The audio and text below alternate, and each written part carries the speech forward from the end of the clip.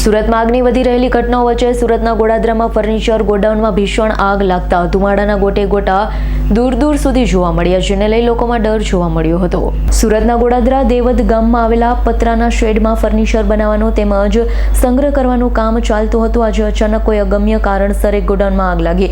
Furniture બનાવવા માટે વપરાતા લાકડા, ગુંદર અને કેમિકલ જેવા જ્વલનશીલ પદાર્થોના કારણે આગે જોતજોતામાં રૌદ્ર સ્વરૂપ ધારણ કરી લીધું હતું. ભીષણ આગની ઝપેટમાં એકથી વધુ ગોડાઉન આવ્યા હોવાની આશંકા સેવાઈ રહી છે. આગની જાણ થતાં જ સુરત ફાયર વિભાગનો મોટો કાફલો તાત્કાલિક ઘટના સ્થળ પર દોડી ગયો હતો.